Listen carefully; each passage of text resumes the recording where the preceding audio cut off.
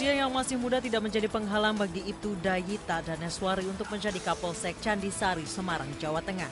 Ketika dilantik pada tanggal 21 September silam, Ibtudayita baru menginjak usia 23 tahun, sehingga tercatat sebagai Kapolsek termuda di Pulau Jawa. Dara kelahiran Semarang 24 Desember 1991 itu lulus Akademi Kepolisian Angkatan 44 Wiratama Bayangkara atau WB pada tahun 2012. Ia lalu meneruskan pendidikan ke Sekolah Tinggi Ilmu Kepolisian, Perguruan Tinggi Ilmu Kepolisian di Jakarta selama setahun. Dinas pertama Ibtudayita sebagai polisi adalah menjadi Panit Sentra Pelayanan Kepolisian Terpadu di Mapolrestabes Semarang. Ia kemudian ditugaskan sebagai Panit Reskrim Polsek Tembalang, Semarang. Dari Reskrim Polsek Tembalang, warga asli kota Semarang ini ditugaskan ke Unit Pelayanan Perempuan dan Anak Polrestabes Semarang. Kemudian seiring dengan dibentuknya dua polsek baru di wilayah Semarang, Ibtudayita diberi tanggung jawab untuk memimpin salah satunya yakni Polsek Candisari. Ya, saya jalankan seperti apa yang telah saya laksanakan, karena sebelumnya memang saya sudah menjabat sebagai Panit Reskrim sebelumnya di Polsek Tembalang, kemudian menjadi Panit Reskrim di unit PPA Polrestabes Semarang. Kemudian saya mendapat amanah dan tanggung jawab sebagai Kapolsek Candisari. Mungkin apa yang saya dapat selama saya berdinas akan saya laksanakan seperti apa yang sebelumnya. Meski belum genap sebulan menjabat Kapolsek Candisari, Ibtudayita sudah disibukkan dengan berbagai kegiatan melayani warga yang ingin mengurus SKCK maupun melaporkan tindak kejahatan. Sebagai Kapolsek, Ibtudayita memiliki tanggung jawab menjaga keamanan 7 kelurahan yang ada di kota Semarang. Beberapa objek vital yang berada di bawah pengawasan meliputi masjid besar, gereja, vihara, rumah sakit, dan juga bank. Tak hanya itu, Ibtudayita juga harus memimpin 30 petugas polisi lain yang beberapa diantaranya justru berusia lebih tua dari dirinya. Meski memiliki wewenang sebagai pemimpin, anak kedua dari 4 bersaudara ini memilih berusaha sopan karena adat Jawa yang kental dalam dirinya. Dari Semarang, Endang Istanti, Metro TV. Bagaimana tanggapan dari netizen ini, karena memang berita ini sempat menjadi top news di beberapa mainstream media dan banyak sekali memberikan responnya. Kita lihat di sini terkait Kapolsek termuda di Jawa, dikatakan suatu pencapaian prestasi yang luar biasa. Nah, perlu diketahui ini Kapolsek Ibtudayita Daneswari ini baru 6 tahun loh jadi polisi, umurnya aja baru 23. Kemudian dia orang tuanya tuh ayahnya tuh PNS, kemudian ibunya dosen. Nah, oke, kita akan ke trending berikutnya soal Frankfurt Book Fair, di mana Indonesia tahun ini menjadi tamu kehormatan. Dan banyak sekali hal-hal yang berbau Indonesia itu dari kuliner, kemudian juga dari film. Nah, salah satunya nih film ini akan sepanjang bulan ini diputar di sana. Dan berikut adalah cuplikan dari film-film yang akan ditampilkan di Frankfurt Book Fair, sekaligus penutup trending topik pada malam hari ini. Sampai jumpa besok 19.30 waktu Indonesia Barat.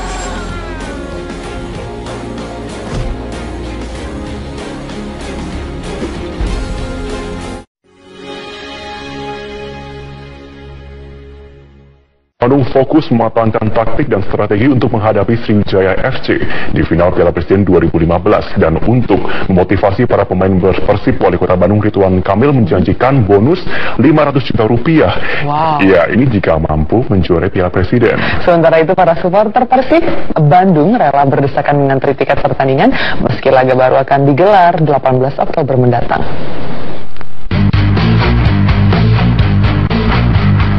Persib Bandung terus mematangkan taktik dan strategi jelang menghadapi Sriwijaya FC di final Piala Presiden minggu mendatang.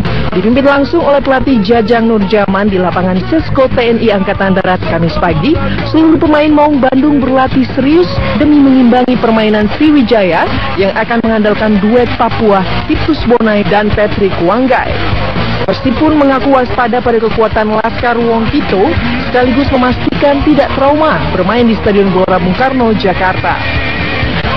Mereka memiliki kekuatan di sayap, ada Vibo sama ada Musafri. Itu pemain yang cukup membahayakan, harus kita waspadai.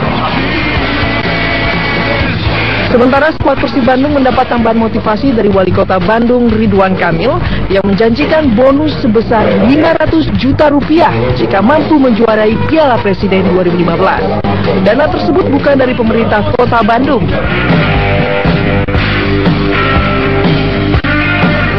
Laga final Piala Presiden 2015 hanya tinggal menunggu waktu. Walaupun tiket belum diberikan oleh pihak Mahaka Sport, para supporter seperti Bobotoh mulai mengantre untuk mendaftar agar bisa mendapatkan tiket menonton langsung di Stadion Gelora Bung Karno, Jakarta. Para Bobotoh terlihat sangat antusias untuk berangkat ke Jakarta, mendukung tim kesayangannya Maung Bandung saat berhadapan dengan Sriwijaya FC. Berharap pengamanan seaman mungkin, semoga kedepannya tidak ada masalah dan Persib juara. Sementara pihak Polda Jabar memastikan turut serta dalam pengamanan Piala Presiden 2015 dengan mengerahkan 5.000 personil yang akan dibantu oleh personil TNI untuk mengawal Bobotoh yang akan menuju Jakarta. Ini hanya mengamankan supaya benar-benar para Bobotoh supporter pendukung daripada Persib ini sampai ke tujuannya dia dengan selamat dan kembali juga dengan selamat. Segala persiapan terus dilakukan oleh pihak kepolisian dan juga pihak Mahaka Sport demi kelancaran laga final nanti. Dari Bandung, Jawa Barat, Roni Halim, Metro TV.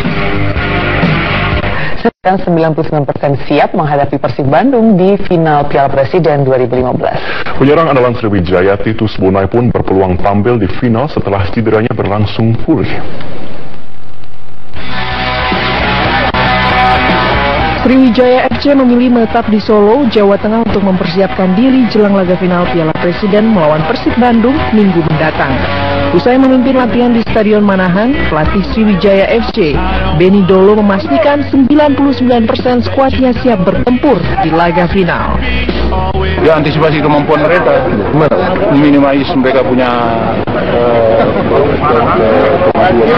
kekuatan, optimalkan kita punya kekuatan. Bendol pun memastikan cedera salah satu pilarnya di lini depan yaitu Titus Bonai mulai berangsur pulih dan berpeluang tampil kontra Persib. Kemenangan atas tim kuat Arema Kronus di babak semifinal menjadi alasan kuat optimisme Sriwijaya mampu melibas Maung Bandung di Stadion Gelora Bung Karno nanti. Dari Solo, Jawa Tengah, Eka Hariwibawa, Metro TV. Terkait bentrokan warga di Aceh Singkil. Selain itu polisi masih menyelidiki siapa tokoh intelektual atau provokator kerusuhan tersebut. Ketiga orang tersangka yang ditetapkan polisi berdasarkan keterangan saksi adalah S, N, dan I. Mereka diduga ikut dalam perusakan dan pembakaran rumah ibadah. Kita akan terus berbakar. Selain menetapkan tersangka, polisi juga menyita sejumlah barang bukti, diantaranya senjata tajam, bom molotov, dan beberapa kendaraan. Tentang siapa yang menjadi tersangka penembakan terhadap salah seorang warga, polisi juga tengah mendalami kasus tersebut.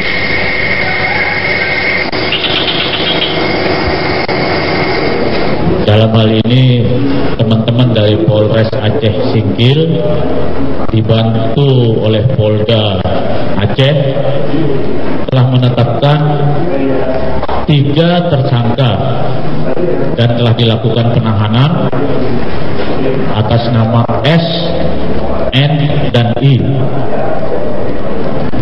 Sementara ada beberapa orang lainnya yang juga sudah ditetapkan dalam daftar pencarian orang. Mantan Ketua Umum PP Muhammadiyah dan pemerintah dan ormas keagamaan harus mencari akar permasalahan terkait kericuhan Aceh Singkil.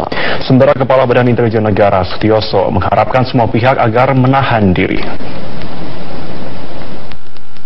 Ini masalah jangan terlalu dibesar-besarkan ya, karena semuanya sudah beraksi gitu. Jadi barang yang kecil ini jangan sampai media lalu seperti memblow up habis itu ya, hingga manas-manasin yang lain gitu kan.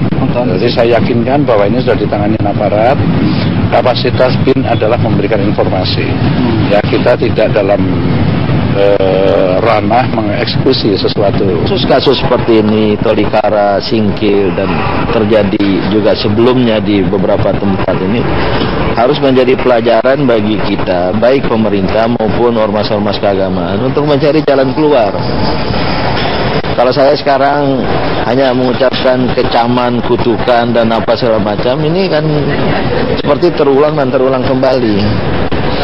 Maka pesan saya harus dicari ya, akar permasalahannya sehingga kita bisa untuk mengatasinya. Tidak mau dituding kecolongan, Kumolo menilai Kapolda dan Gubernur Aceh terlambat menindaklanjuti deteksi dini dari Dirjen Kemendagri terkait kasus intoleransi kehidupan beragama di Kabupaten Aceh Singkil. Demikian pemirsa yang diungkapkan Menteri Dalam Negeri Cahyo Kumolo usai mengisi orasi pada Disnatalis Universitas Diponegoro Semarang pada Kamis siang. Beberapa hari sebelum terjadinya peristiwa Aceh Singkil, Kapolda dan Gubernur menyatakan kondisi wilayah Aceh aman dan kondusif. Namun Cahyo Kumolo melalui Dirjen Kemendagri telah mendeteksi adanya ketidakberesan dalam persoalan perizinan tempat ibadah yang tidak segera ditindaklanjuti aparat setempat. Cahyo menduga peristiwa Aceh Singkil bukan hanya disebabkan faktor agama, namun adanya kepentingan lain. Sebelumnya sudah ke Aceh, nginep sana. Tanya Kapolda, tanya Gubernur, oh solid terkendali, intoleransi beragama nggak ada masalah. Tim Dirjen kami udah ke sana, ada signal itu. Nah, berarti kan deteksi dini sudah ada. Kami nggak mau ada intelijen yang mengatakan kami kecolongan, itu namanya bukan intelijen. Deteksi dini harus fix. Oh, ada gelagat, ada dinamika, ada pencermatan, ada telahan. Jangan sampai ada kesan kecolongan, nggak boleh itu. Berarti deteksi dini tadi tidak di-follow up dengan baik. Mari kita cari akar masalahnya. Yang penting proses hukum harus ditegakkan. Siapa yang jadi provokator, siapa yang menggerakkan harus diproses hukum dengan baik.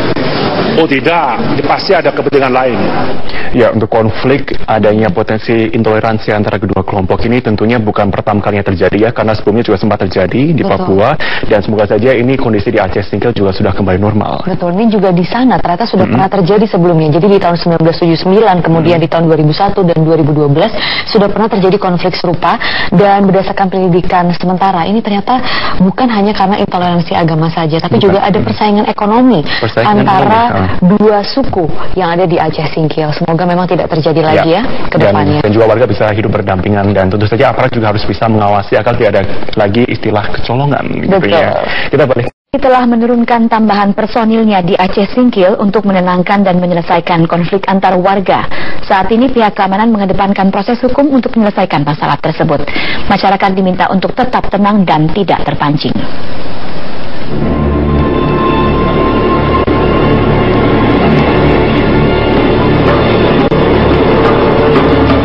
Polisi menangkap dan memeriksa sedikitnya 20 orang terkait bentrok warga di Kabupaten Aceh Singkil, Aceh. Warga yang ditangkap diperiksa secara intensif karena diduga menyerang warga desa Dangguran. Petugas juga menyita sejumlah barang bukti berupa senjata tajam, bom molotov, dan 6 mobil. Hingga kini, polisi belum menetapkan tersangka dalam kasus bentrokan ini. Polri mengerahkan 250 personel tambahan yang disiagakan di sejumlah perbatasan untuk mengantisipasi terjadinya bentrok susulan di Kabupaten Aceh Singkil. Karena itu saya menghimbau kepada seluruh masyarakat untuk bisa menahan diri, jangan sampai terpancing oleh provokasi-provokasi yang disebarluaskan melalui SMS. Dalam bentrok yang terjadi Selasa siang, 2 rumah ibadah terbakar, 1 orang tewas, dan 4 orang lainnya terluka. Satu di antara korban luka adalah ajudan Dandim yang terkena lemparan batu. Korban luka dirawat di Rumah Sakit Aceh Singkil. Persekutuan Gereja Indonesia PGI mengecam terjadinya bentrokan. Bentrokan diduga kelanjutan dari aksi protes warga yang menuntut penutupan sebuah bangunan tempat ibadah karena dituding dibangun tanpa izin. Ratusan warga desa Gunung Meriah dan desa Lipat Kacang, kecamatan Simpang Kanan, Kabupaten Aceh Singkil, berkonvoi ke desa Dangguran di kecamatan yang sama. Konvoi tersebut mendapat perlawanan dari warga desa Dangguran sehingga terjadi bentrok. Tim Liputan Metro TV. Untuk mengetahui telah terhubung dengan Andika Bakti di Banda Aceh. Andika, bagaimana suasana pasca bentrok antar warga di Kabupaten Singkil? Rike, jika dibandingkan dengan hari kemarin, saat ini kondisi di